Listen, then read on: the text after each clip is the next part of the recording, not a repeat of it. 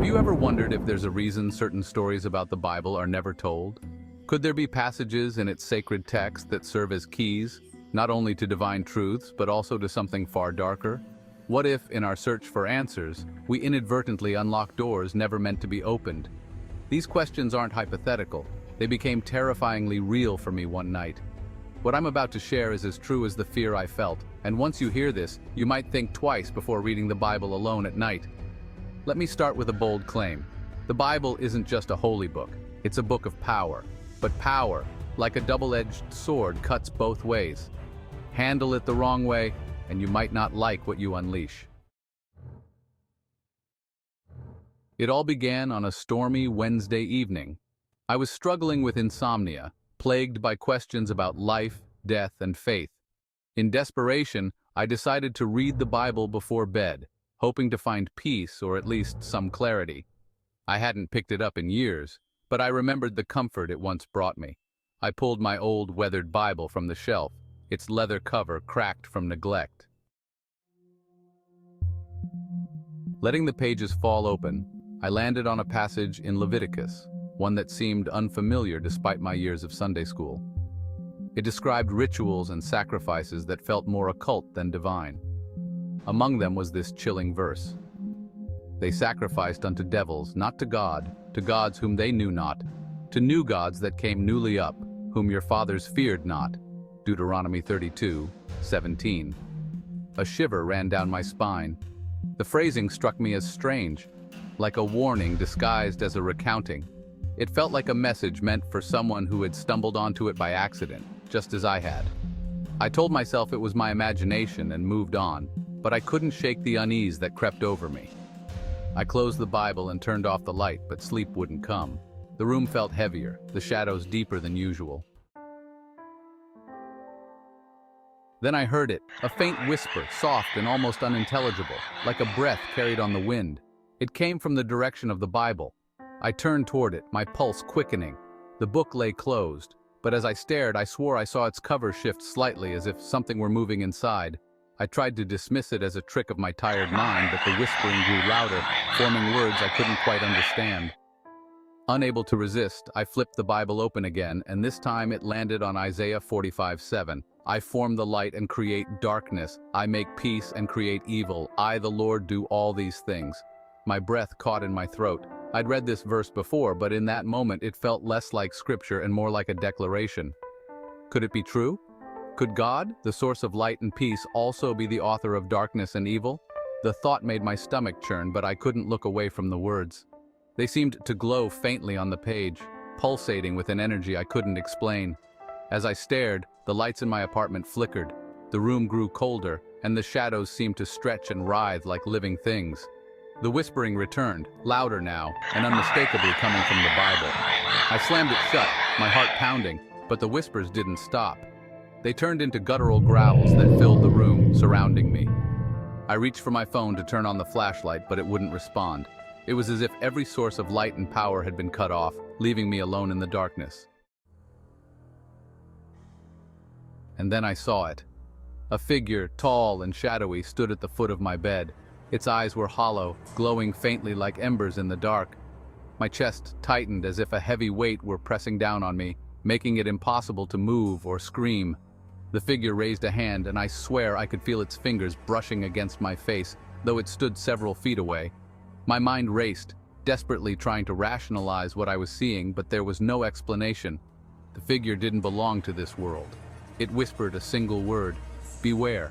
The voice was low, gravelly, and filled with malice, and then, as suddenly as it appeared, it was gone.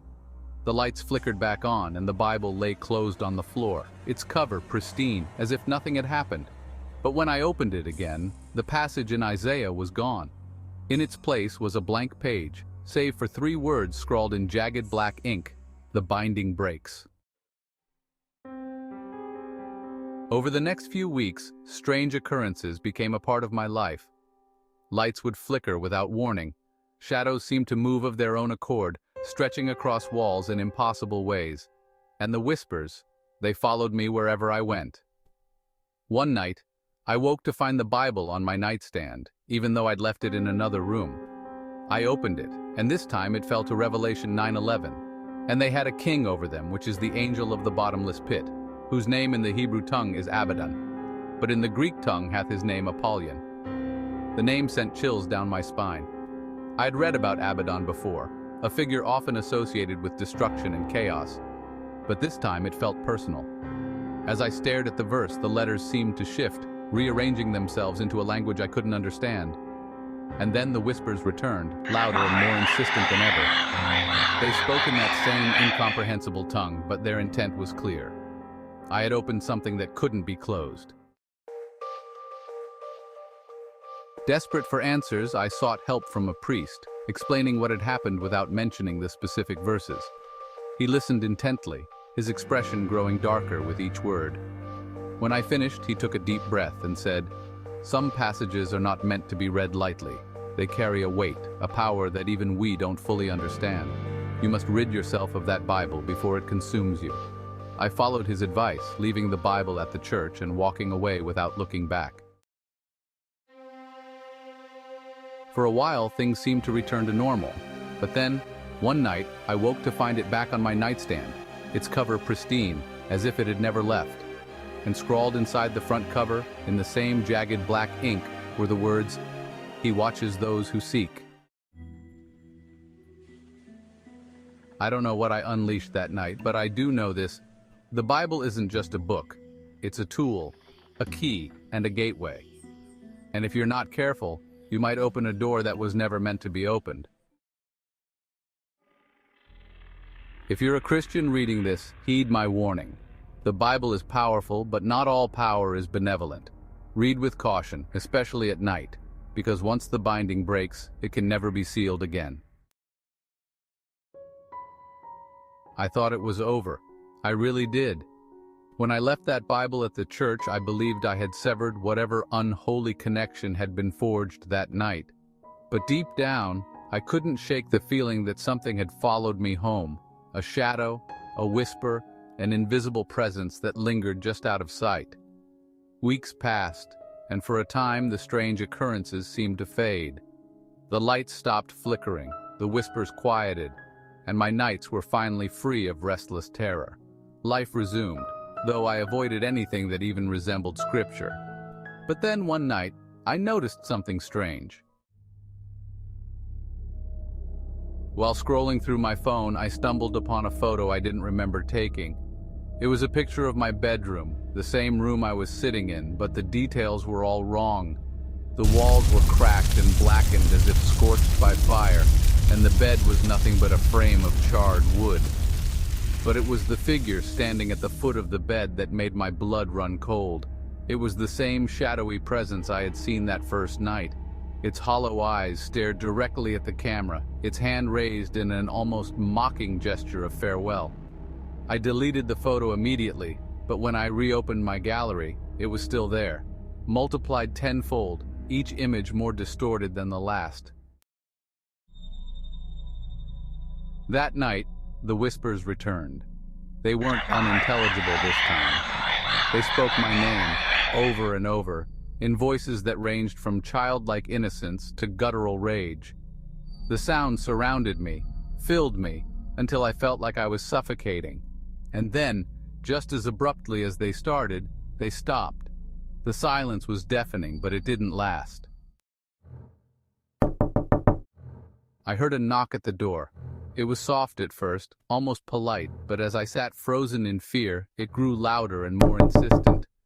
The knocking didn't come from the front door, though. It was coming from my bedroom closet. I don't know what compelled me to move, but I found myself walking toward the closet, my heart hammering in my chest. With trembling hands, I reached for the doorknob. The knocking stopped. For a moment, all was silent, save for the sound of my own ragged breathing. I hesitated, then swung the door open. Inside was nothing but darkness, thick, impenetrable, and alive. It seemed to pulse with a faint, rhythmic vibration like a heartbeat. And then I saw it. The Bible, sitting on the floor, its cover pristine and untouched. It shouldn't have been there. I had left it at the church, hadn't I? Yet here it was, as though it had been waiting for me all along. Against my better judgment, I picked it up. The leather was warm, almost hot to the touch. When I opened it, the pages were blank except for a single phrase scrawled across the center in crimson ink. You were chosen. Before I could process the words, the room began to spin. The walls seemed to close in, and the air grew thick with the scent of sulfur. I dropped the Bible, but it floated mid-air, its pages flipping wildly. A voice echoed through the room, deep, commanding, and laced with a terrifying authority. You sought the truth. Now you must serve it. The ground beneath me cracked open, revealing a chasm of fire and shadow. I screamed, clawing at the walls, but there was nowhere to run. And then, as suddenly as it began, everything went still. The room was as it had been. No cracks, no fire, no Bible. But when I looked in the mirror, my reflection wasn't my own. It was the shadowy figure, its hollow eyes staring back at me, and in its hand it held the Bible. The next day, I received a text from an unknown number. It was a single image, a page from the Bible, one I had never seen before. It read, "He who opens the book will inherit the burden of its truth, and with it, the kingdom of its lies." Beneath the text was my name, written in the same crimson ink.